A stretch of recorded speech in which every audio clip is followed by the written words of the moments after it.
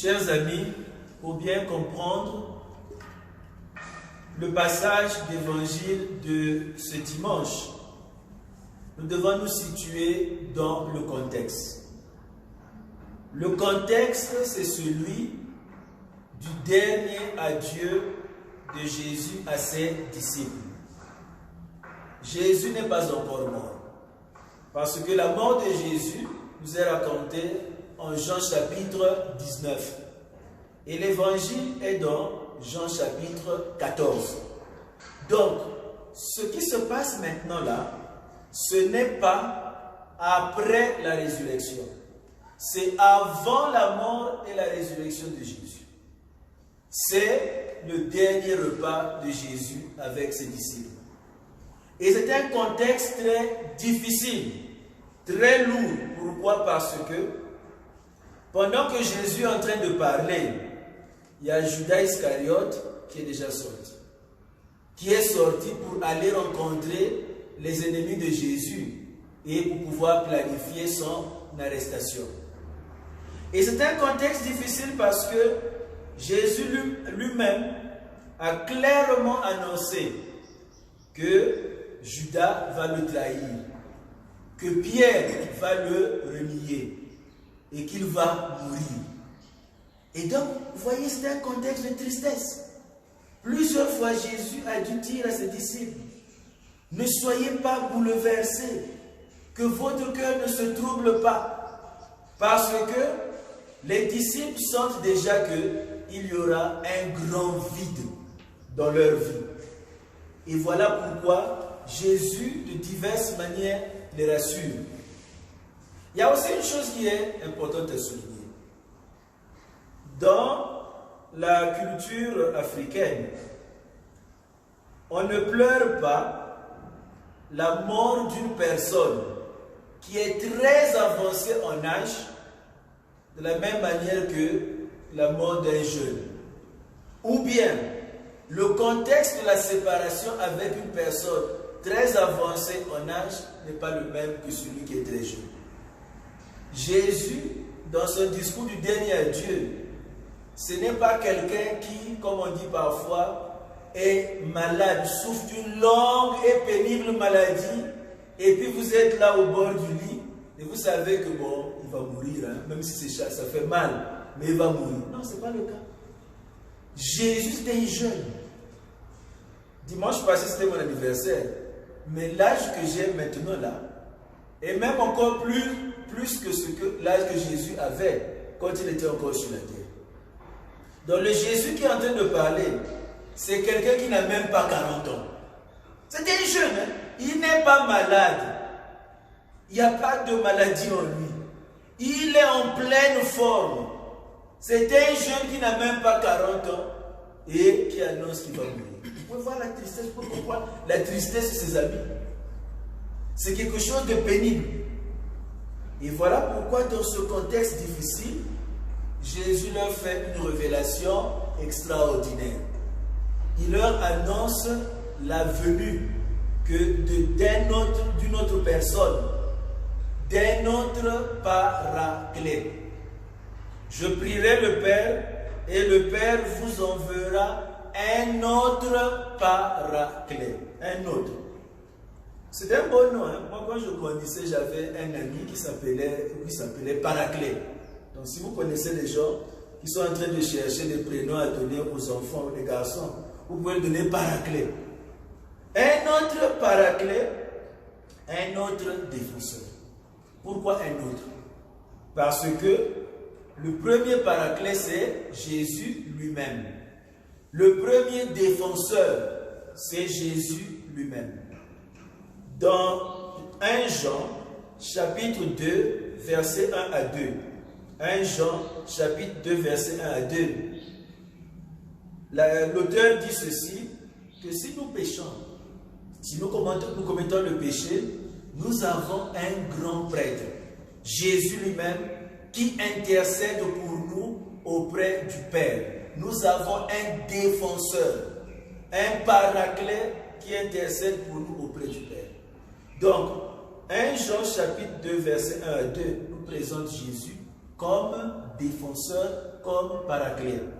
Voilà pourquoi aussi, quand nous venons à la messe, dans le rite pénitentiel, il y a une version où on dit « Seigneur, élevé dans la gloire du Père, où tu intercèdes pour nous, prends pitié de nous. » Vous connaissez la version, non? Là on dit « Seigneur, élevé dans la gloire du Père, où tu intercèdes pour nous, prends pitié de nous. » Où tu intercèdes pour nous, où tu es notre paraclet.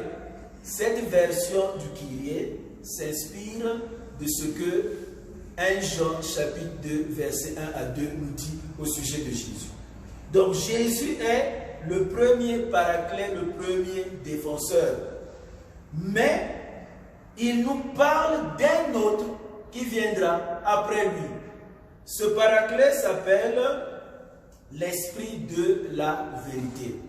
N'oublions pas que Jésus a dit « Je suis le chemin, la vérité et la vie ». Donc, l'esprit de vérité, c'est en fait l'esprit de Jésus qui lui-même est la vérité. Cet esprit sera avec vous, de sorte que vous ne serez pas comme des orphelins laissés à eux-mêmes. Et c'est très important, pourquoi? Parce que ce que Jésus nous dit là, c'est le fait que Jésus est très réaliste et Jésus nous dit toujours la vérité. Jésus n'a jamais dit que si nous le suivons, si nous croyons en lui, que nous ne connaîtrons jamais de difficultés ou des épreuves. Si quelqu'un vous dit que si tu es chrétien, tu suis Jésus et tu es son disciple, tu ne connaîtras pas des épreuves ou des problèmes de ta vie, cette personne est une personne menteuse. C'est du mensonge. Jésus n'a jamais dit que si vous devenez mes disciples, vous n'allez pas connaître des difficultés dans votre vie. Ce n'est pas vrai. Jésus n'a jamais dit cela. Si quelqu'un, pour vous divertir, vous dit que non, bon voilà, tout sera bien pour toi. En 2020, tu n'auras aucun problème. Voilà, maintenant qu'il y a eu le coronavirus là, les gens vont encore mettre à jour. En 2021, tu n'auras aucun problème. Parce que tu crois en Jésus, c'est un menteur. C'est un menteur. Parce que Jésus lui-même dira à ses disciples, comme vous lisez la suite de ce passage, dans le monde, vous aurez à souffrir. Vous aurez à souffrir.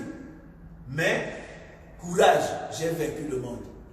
Jésus a même dit que viendra un temps où des gens vont vous tuer, pensant rendre à Dieu un culte. Parce qu'ils ne connaissent pas Dieu. Donc Jésus n'aurait pas eu besoin de dire à ses disciples que le Père va vous envoyer un autre défenseur si les disciples n'allaient pas avoir de problème. Pourquoi un défenseur? Pourquoi un paraclet si on allait vivre sans problème?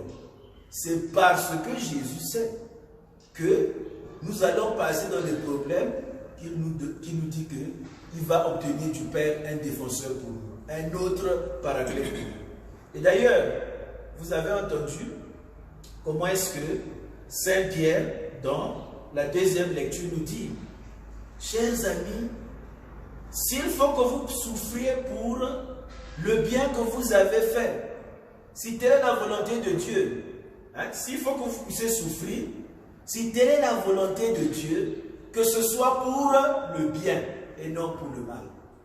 Donc même Saint Pierre dit que vous aurez à souffrir. La souffrance est là. Mais si c'est pour le bien, alors ça c'est ce qui rend gloire à Dieu. Mais que ce ne soit pas pour le mal que vous avez fait. Donc il peut arriver des situations où la volonté de Dieu, c'est de faire en sorte que vous allez souffrir, mais pour le bien. Pour le bien. Et c'est là où nous avons vraiment la bonne nouvelle que Jésus nous donne. Que dans la souffrance, il ne va pas nous laisser seuls. Jamais nous ne serons seuls. Jamais nous ne serons abandonnés à nos propres forces. Parce que le défenseur sera toujours auprès de nous. nous ne sommes jamais seuls.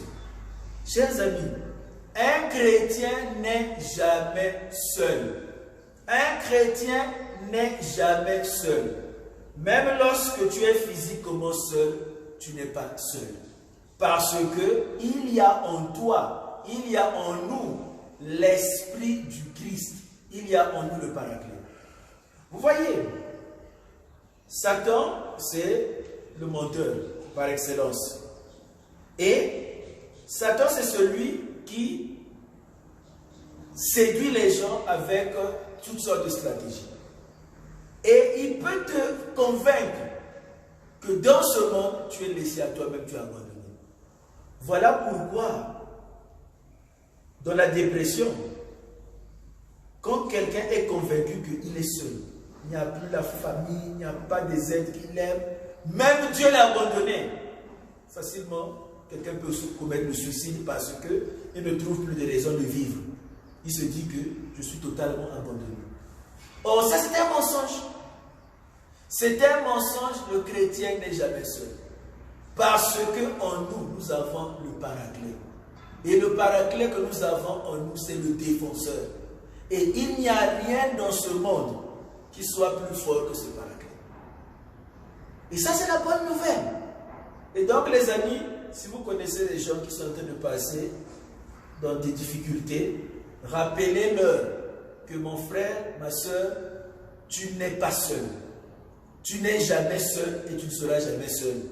Parce que il y a en toi le défenseur, il y a en toi le Paraclet qui est là pour te donner courage pour que tu puisses continuer la route.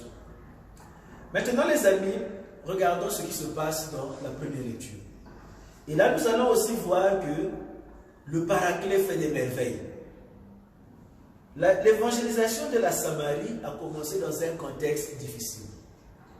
Philippe était à Jérusalem avec les Étienne et les autres. Et il y a eu une persécution qui a suivi la mort d'Étienne. Et beaucoup de disciples de Jésus étaient obligés de pouvoir fuir Jérusalem et la Judée. Mais ça ne les a pas découragés. Le fait qu'ils aient subi la persécution n'a pas fait qu'ils ont dit, bon voilà, on ne va plus prêcher la parole de Dieu. Non. Philippe s'est retrouvé chez les Samaritains.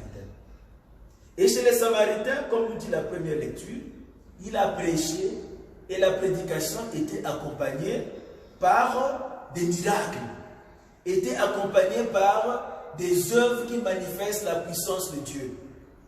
Des malades étaient guéris, des personnes qui étaient possédées par les esprits mauvais étaient délivrées. Et Saint Luc, qui a écrit les Actes des Apôtres, nous dit que dans cette ville des Samaritains, là où Philippe avait évangélisé, il y avait quoi? Il y avait eu une grande joie. Ça, c'est la joie qu'apporte le Paraclet, la joie qu'apporte l'Esprit Saint. La joie de la libération. Mais il y a aussi la joie de la réconciliation. Pourquoi? Parce que les Juifs et les Samaritains, malgré le fait qu'ils avaient des ancêtres communs, au fil des siècles étaient devenus des ennemis. Ils ne s'entendaient pas. Et vous voyez ce qui se passe avec Philippe. Il est juif. Il va auprès des Samaritains et il leur annonce la bonne nouvelle. Et les Samaritains accueillent l'évangile avec grande joie. Ça, c'est pour nous montrer que l'Esprit Saint ne crée pas de discrimination ou de conflit. L'Esprit Saint nous apporte la joie de l'unité et de la réconciliation. Et pour nous qui sommes communauté de l'Union africaine, pour nous qui sommes africains, c'est vraiment une bonne nouvelle. Pourquoi? Parce que nous vivons dans un continent où il y a quoi? Il y a beaucoup de tensions. Ton nom ne ressemble pas à mon nom, alors je ne cause pas avec toi. Ton visage, ta morphologie n'est pas la même que la mienne. Bon, je ne cause pas avec toi. Parce que tu causes telle langue, tu parles telle langue ou tel dialecte, et que ce n'est pas mon dialecte, alors je ne cause pas avec toi, tu n'es pas mon ami. Et même parmi les chrétiens, même parmi des gens qui se disent disciples de Jésus, parce que l'autre est différent, par la couleur de sa peau, ou bien par sa culture, par son ethnie, on ne cause pas. Et ça, ce n'est pas l'évangile de Jésus. L'évangile de Jésus et ce que fait l'Esprit Saint, c'est de pouvoir créer un monde nouveau, faire surgir un monde nouveau où on voit la réconciliation et l'unité. Quand les apôtres ont appris que la Samarie avait reçu la bonne nouvelle, avait reçu la parole de Dieu, qu'est-ce qu'ils ont fait? Ils ont envoyé deux délégués, deux émissaires, Pierre et Jean, pour aller chez les Samaritains. Et Pierre et Jean sont allés là-bas, ils ont vu les œuvres de l'Esprit Saint et ils se sont mis à prier, à imposer les mains aux Samaritains, à invoquer que l'Esprit Saint puisse descendre sur les Samaritains. Et l'Esprit Saint est descendu sur les Samaritains. Chers amis, souvenez-vous, est-ce que vous vous souvenez d'une histoire? Dans l'Évangile selon Saint Luc, chapitre 9, versets 51 à 55. Je vous raconte cette histoire. Un jour, Jésus s'apprêtait à aller à Jérusalem. Et il voulait traverser la Samarie pour aller à Jérusalem. Il envoie des disciples pour aller préparer la place pour lui dans un village de Samaritains, avant qu'il ne continue sa route à Jérusalem. Et qu'est-ce qui est arrivé?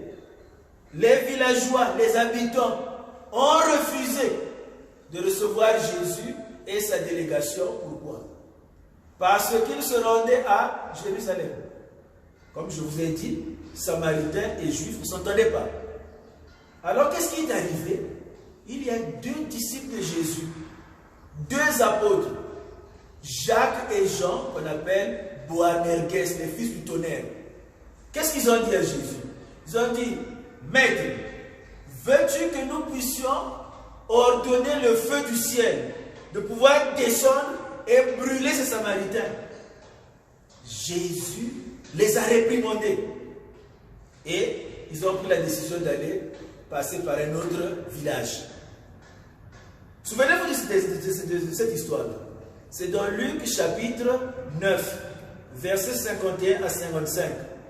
Donc, vous avez Jacques et Jean en colère qui demandent à ce que, si Jésus peut les autoriser de faire descendre le feu du ciel pour brûler les Samaritains. Maintenant, vous avez un de ces deux apôtres, c'est Jean. Jean va maintenant où? Chez les Samaritains avec Pierre. Et qu'est-ce que ce Jean fait? Il est en train de prier et d'invoquer le Saint-Esprit pour qu'il descende sur qui? Sur des Samaritains. Et il invoque un autre feu. Ce n'est plus le feu pour brûler les Samaritains, mais c'est le feu de l'Esprit Saint. Ce feu-là qui fait en sorte que les Samaritains reçoivent la bonne nouvelle et peuvent adorer Dieu en esprit et en vérité. Ça, c'est la bonne nouvelle. Ça, c'est la direction dans laquelle nous devons aller. Donc, si tu reçois l'Esprit Saint, si tu reçois Jésus dans ta vie, tu verras dans chaque personne un frère et une sœur. Toujours. Parce que l'Esprit Saint, c'est l'esprit du rassemblement, l'esprit qui rapporte, qui rétablit l'unité et l'harmonie entre nous. Donc, chers amis, aujourd'hui, nous allons prier pour que cet Esprit Saint puisse animer nos dirigeants, puisse nous animer nous-mêmes. Parce que nous sommes dans un monde qui a soif d'unité. Nous sommes dans un continent qui a soif de réconciliation et de paix. Et sans l'Esprit Saint, nous n'irons pas loin.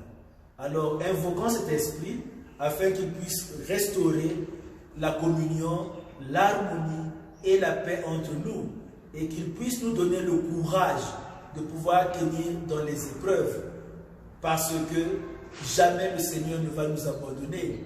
il nous a donné un paraclet. Alors comptons sur ce paraclet et non sur nos propres forces.